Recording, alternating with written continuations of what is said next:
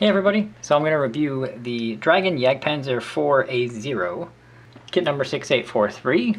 This is the fourth Jagdpanzer IV kit to come out in this more modern tooling.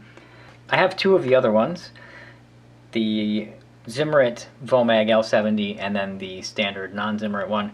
The main difference between those two being the Zim and then the early to sort of normal production, with the 4 rollers, return rollers being on the early, and then they went down to 3. They also put like the heavier wheels on these front two stations, the steel wheels. Haven't built any of them.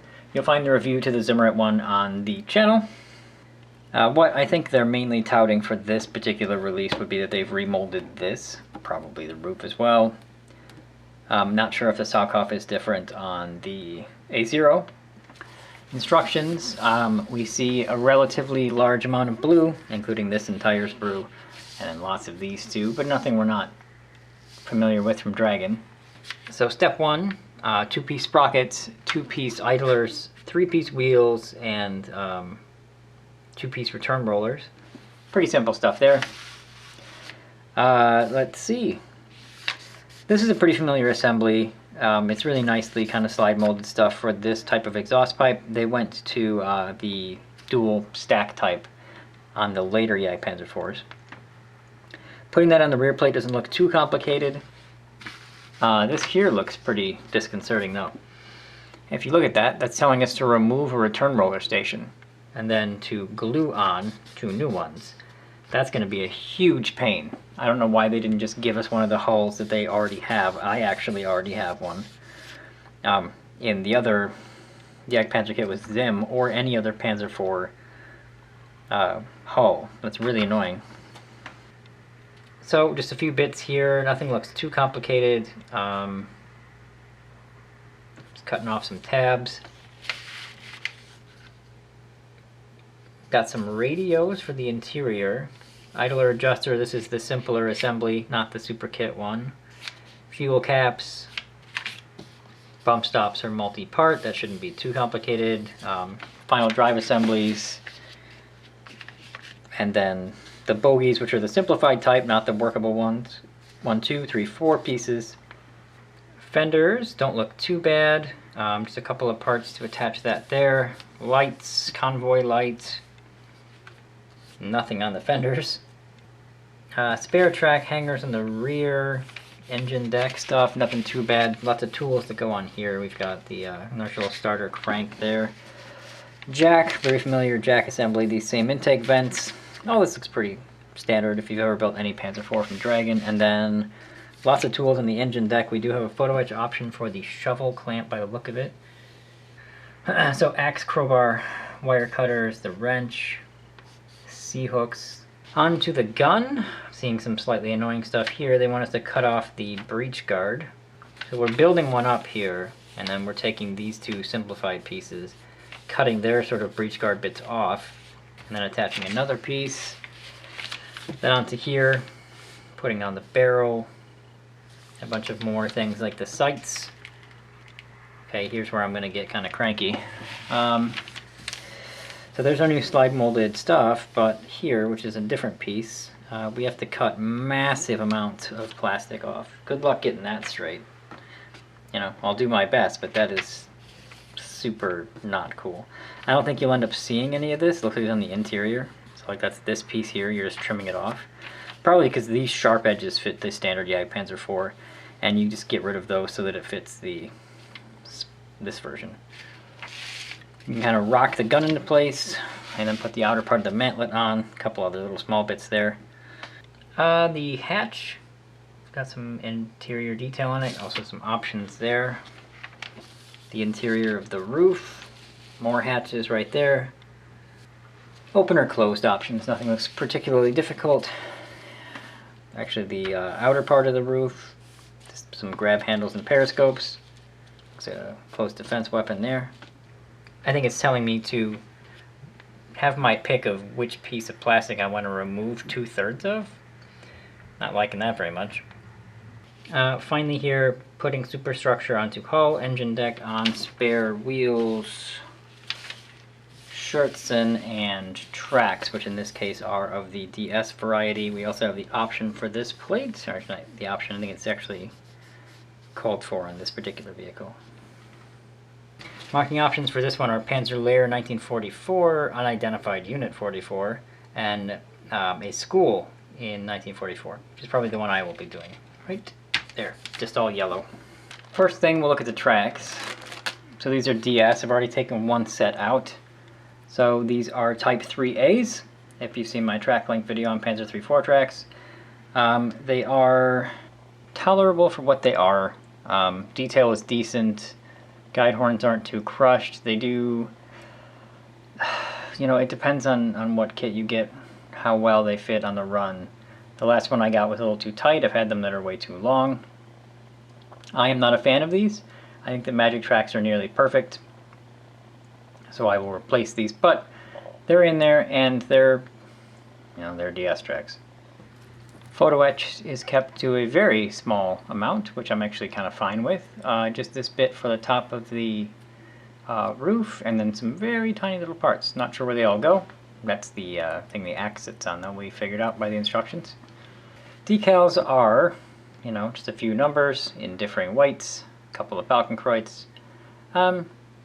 Adequate for this particular little guy, including this school writing right there. Barely see it here. We'll start with this sprue, which is labeled Jagdpanzer IV L70. I'm assuming it's from that kit. Haven't built it yet, so I'm not that familiar with the sprue. We've got Schertzen, tie downs, little parts everywhere.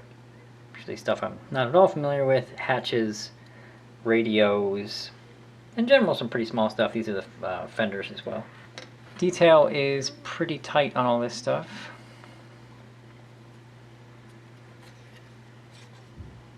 Even these parts, I'm not terribly sure what they are, but they're very well made. All these tiny little bits are done very well. Oh, I think these are actually these are mounts for the shirts and not tie downs. Yeah, these seem pretty thin for plastic. They're very, very thin. We then got this guy. He's labeled 135th Panzer IV. Some pretty familiar stuff: engine, deck, rear plate, intakes, exhausts. This guy's been in most Panzer kits that I've seen, in the last 10 years, just about. These tools look pretty good. These wrenches here.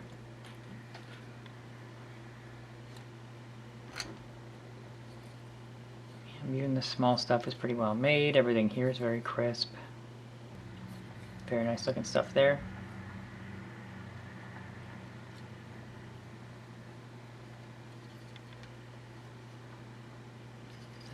Like a Bow MG, although I don't think this has one.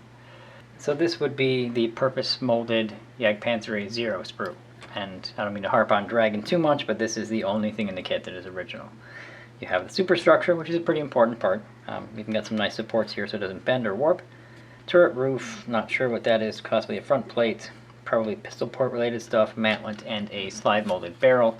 It is solid here though, as you need to use a muzzle brake to add any kind of hollow detail to it. So the gun seems nice. Only 3 sprue gates, well 4 including that one.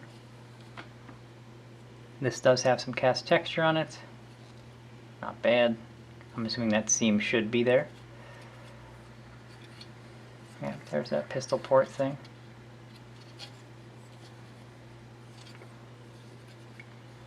Our roof, very clean, kind of thin actually, but not in a bad way. Doesn't feel very stiff though. Feels like it could warp pretty easily. A lot of the newer Dragon stuff does feel thinner than it used to, which is not instill confidence. Superstructure itself seems pretty smooth. I don't see any like rolled steel detail on it at all. Not sure. I guess it's possible it's made out of something else in real life, but normally these things are a little bit rougher than this. It's pretty smooth. Now onto this guy who is labeled Jagdpanzer IV L70. He's also got some casting numbers molded up here on this. We have the roof for the standard L70. See how sharp the angles are. Some different parts for the top. Maybe this has to do with the L48s or the L70. gun mounting stuff, and more mantlet pieces, as well as a slide molded L70. Very cool sprue. We won't be using that, but it's always nice to have a spare L70. I think this is the front bracket for the L70. These look like they're barrel cleaning rods, but everything's very crisp. You've got lots of breech detail and stuff for the gun here. All very, you know, kind of state-of-the-art dragon kind of stuff. There's the L70 you're not using. Very nice looking. Here again, the sprues marked Jagdpanzer IV L70. We have like the interior front plate, some Pioneer tools, engine deck stuff, rear plate, idler adjusters, all kinds of smaller bits as well.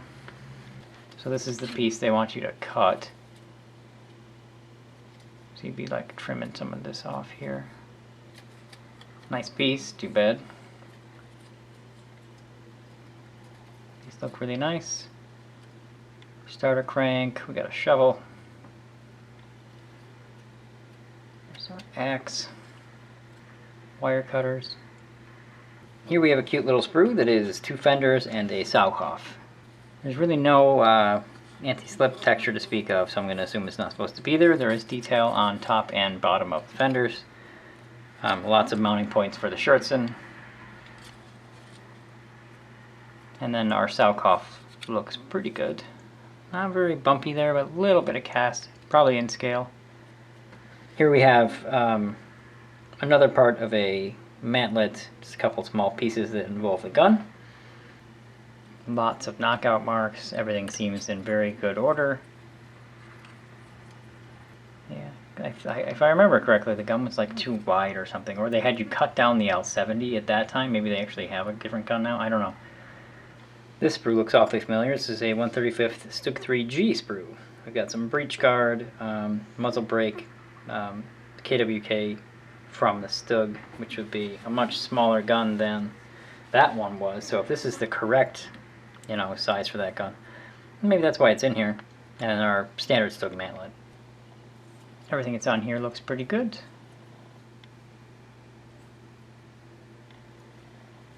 Then we have a sprue that's just a jack assembly, and then this one has an antenna and some smaller clamps. So like here we have the NoTech convoy light. There's the convoy light. I think they have it in both positions, like that way, just the blue light showing. Yeah, it seems pretty good. That's a little thick, but that's alright. Antenna is undamaged. We got 4 sprue gates there. That'll be a pain. And this one, so 5. And the jack. Always in good shape. We then have 2 of this sprue, which is our main suspension components. On here we have final drives, idlers, which is the earlier type by the look of it, drive sprockets, hubs for the wheels, return rollers, and C-hooks, various other bump stop type mounting things. This sprue is actually quite old, so we would have seen this on any Panzer IV that wasn't a super kit recently. Sprockets look pretty okay. These will be our steel return rollers. There's our Panzer IV C-hook. These things are fascinating to me. We also have 2 of this sprue, which is just our standard road wheels, the later type idler, the bogies, tow cable bits, and then other parts for the suspension. This as well is in a lot of kits, so you should be familiar with it if you've built anything Panzer IV.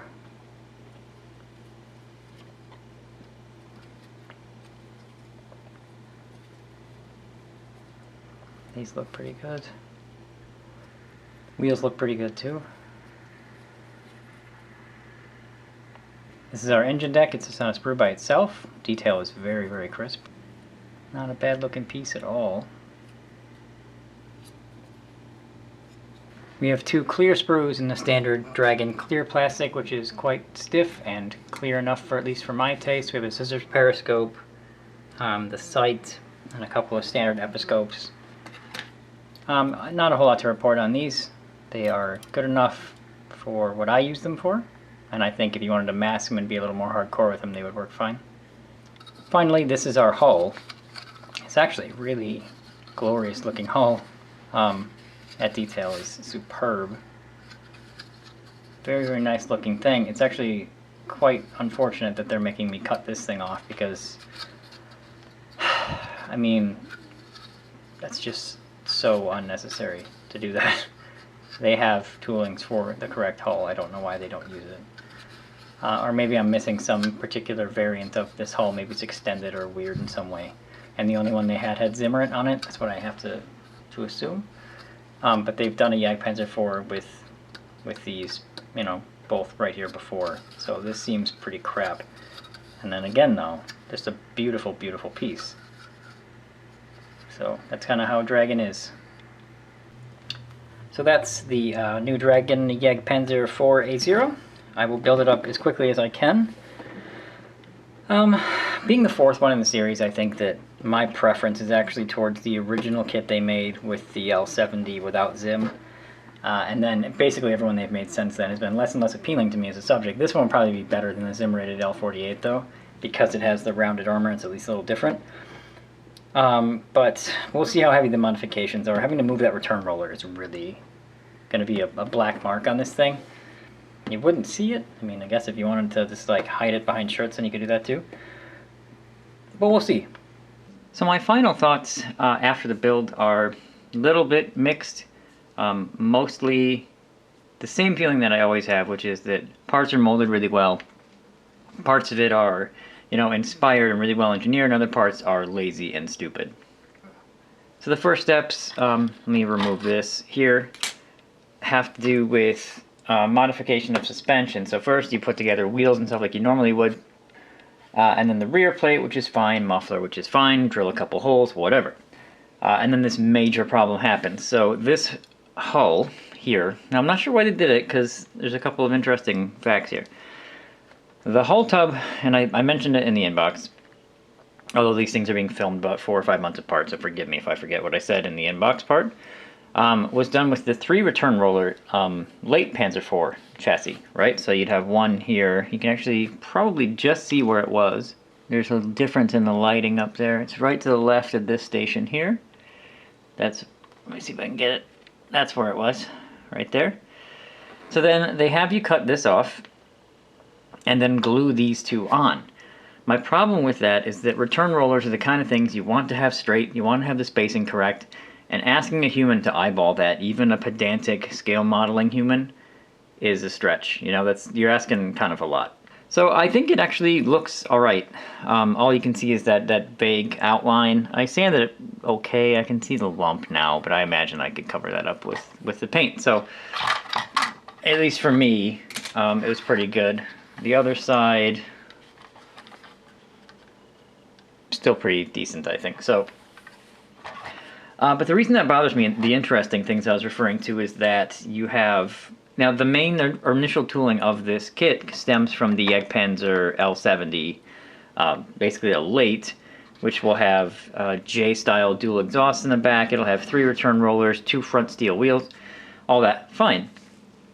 And I can see why they would do that, but they have standard Panzer IV-H hulls without Zim, which you think could be adapted to this thing, which is what that would be. And then they also have... the Zimmerit early Jagdpanzer L70 Vomag, which has the 4 return roller stations. Now my issue with that is that it's this exact hull, but with Zimmerit. Now the thing is that this vehicle actually did have Zimmerit. I had a friend of mine, or two, at the museum where it's housed, look at the lower hull, and there's still remnants of Zim there. So technically they should have made a Zimmerit version of this, and then therefore they had the part. So the whole making me cut things, there's a couple of different things they could have done, apart from newly tooling the thing, which they shouldn't even have to do because they already have the thing. Now, one thing I did like about this was that the plates actually interlock the way they really did, and maybe that's why they didn't. Maybe the Panzer IV hulls had a more vertical plate here. Maybe there are more differences to the hulls that I don't realize, but it just seemed lazy. And as I've said many times, it sets a bad tone for the build when the first thing you have to do is unnecessary, let's call it. The next few steps were just the wheels down on the bottom and more of the rear wall stuff, let's say the stuff back here, and that went pretty well. There's really nothing to report. You know, all that's really simple. It's been done many times on many great Panzer IV kits. They also did then, though, get into the radios in the crew compartment.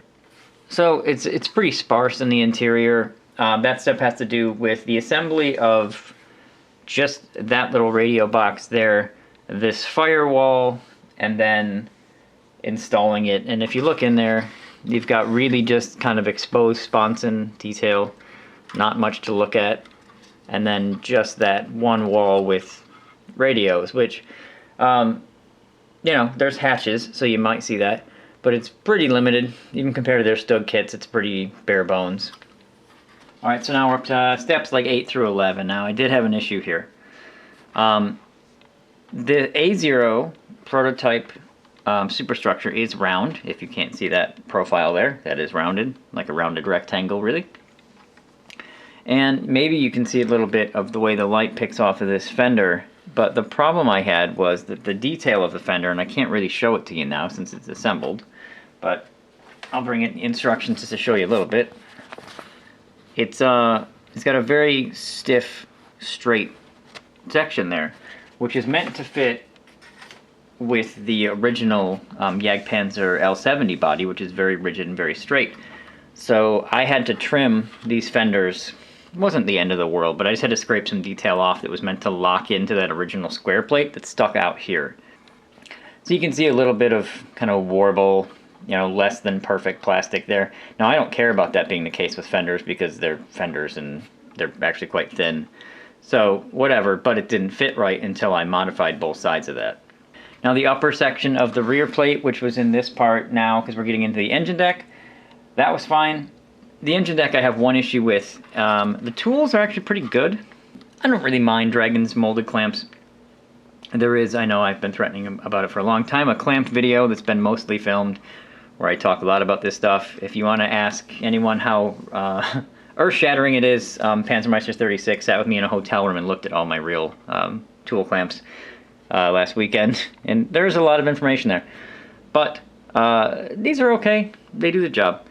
But here's the issue I had. The wrenches are fine. The shovel is alright. Wire cutter's fine. Axe fine. Let's see, we got the jack actually fit fine. This section right here, though. Now, unfortunately, it's not here yet, but I actually own the tool that these are holding and the clamp. So I have lots of thoughts on these things, and this is the main reason I collect original parts, and people think I'm nuts, but that's fine. So that I know what I'm supposed to be looking at in scale, because in scale it can be hard. Like, these look like little square lumps. Now the problem with it is that the C-hook, which is what it holds, they have two versions. They have empty clamps like this, and they have a C-hook, pair of C-hooks actually molded into the clamps. When it was glued on, as it was supposed to be, the clamp itself actually overlapped the edge of the engine deck. It just seemed like a little bit lazy. Now, you can just scrape off the pegs and stuff, but in the situation, I felt like just using empty ones because I thought it looked kind of cool. But I don't think that they should, let me make sure I can show you this. I just don't think they should just completely overlap the hull like that. I looked for every picture I could find, so that tool didn't quite fit correctly. In case anybody's wondering, and I don't know if I've actually ever shown it in a video before, this is the type of clamp that's sitting in. This is for an S-hook, not a C-hook from a early Panzer IV. But if you ever see that little kind of, it's just a square nub, it should have a larger section that has the hinge, and then this is usually a very simple molded blob, but it's not a complicated clamp. It just does this, and you know, you put the C-hooks in there, and then it slaps in there. So now that I had one, I looked at the parts that didn't have the thing molded in, and they look correct, but as you can see, this one itself was riveted down to the front left fender of early Panzer IVs. That's what these guys are here. So it just didn't seem right to me that it would just hover over the side, because how would it be? It's either going to be welded or riveted down. All clamps, some of the simple ones, like a shovel clamp, are going to be screwed, like just really simply screwed. Most of these larger ones, though, that house things like tow cables and heavier steel pieces, excuse me, will normally be riveted. So if I go back to the piece, right there, when the piece was how it was supposed to be, the far side of that clamp was off the hull. It just wouldn't be. So then we move on to the gun and the superstructure. Now I have a lot of thoughts about this. Let me show you the instructions so you can see what I'm talking about. If you look there, they're having me remove quite a bit of the guard on the gun and then replace it with another one, which is an interesting thing to do, which maybe was good. I understand that that may be more accurate, but that causes me to have to trim things quite a bit. Also, and much more angrily, is this part right here that I report to you. If you can understand what you're looking at, that is the Jagdpanzer L70 inner superstructure piece. So like, it's hard to show you, but if you look in the instructions here, you're gonna put some stuff through here, and then this is gonna push up against the back and then hold those pieces in probably, or you'll just glue detail to it, whatever. So I had to take this piece here and cut it and then make sure that it fit into the back side of the superstructure. Hard to tell now with my light, but you can see in there, it was just fiddly. And you don't see it really, so it wasn't a big deal, but again, just a pain for no reason. Just trim the piece yourselves, mold the piece yourselves. I just really don't like the, hey, modify parts that we don't feel like changing mentality. The breech detail, once you get past that part, is from a Stug 3G kit, so it's adequate. I assume that they're similar guns, if not the exact same gun. I know that this had the short, I think it was L43, forgive me. You know, it's a Stug breech, so it looks okay. Again, though, making me modify it before I put that in was a big pain. The next step after that was the roof, and the roof's pretty cool. It's a newly molded piece so that it fits with that hull, with the rounded bits, and it's not from the old A-0 kit. There's some nice PE that goes underneath that hatch. This is photo etch, it looks pretty cool. You know, I didn't have any real problems with it. It's pretty simple, and it also fits really well. So you've only got a handful of pieces there, but I chose to have this guy closed up and this guy open. Now, one part slightly after that I did have issue with was they had me picking between B46 and G38, and it's telling me to cut some stuff. Like, the cut is pointing to all three of them, and they look to me like possibly spare antennas. Now, if somebody out there knows, please tell me. I actually have one sitting right over here to the side of the bench, but the side of my bench is a mess. I'm not going to look for it. But what I ended up doing was doing what it said, cutting some stuff off here, all the blue, and then gluing them on there, and I just really didn't like the way it looked. And I constantly kept referencing the images of the actual A-0 in the museum in Germany, and it just has a spare track rack back there. Now, that may have been a restoration feature, but I wanted to make it look as much like that vehicle as I could, so I ended up just using another one that I didn't cut because it read the most like the real one to me. So that's how mine is now. If that's wrong, fine. But it doesn't match the actual vehicle that I looked at. So then the next and last steps are really just superstructure down on lower hull, engine deck down as well, those wheels in the rear, the Scherzen and the DS, as well as during that stage you still don't have these cover plates because basically you have a standard Panzer IV deck behind there. Then you have to assemble or attach those plates. So the only issue I actually had with any of those steps was these wheels. For some reason, and maybe that's an issue with all of this type of Panzer IV thing, I just didn't want to stay on. There's very little contact area, and those are just welded to the hull. But those were kind of a pain. That's really the only other thought I even have on any of the last steps of the build. So it's relatively simple. Now, one criticism I'll give of the kit itself, apart from the obvious ones, which are modification of the breech guard area, this plate in here, and that return roller thing. I just think, again, that's stupid. But no modeler worth his salt couldn't do it. I just simply still don't understand why I'm being asked to do it. But the criticism would be, you can't build the thing without these Scherzen in place. You could fill all of those holes, but they're actually rather large, like divot, square-shaped holes.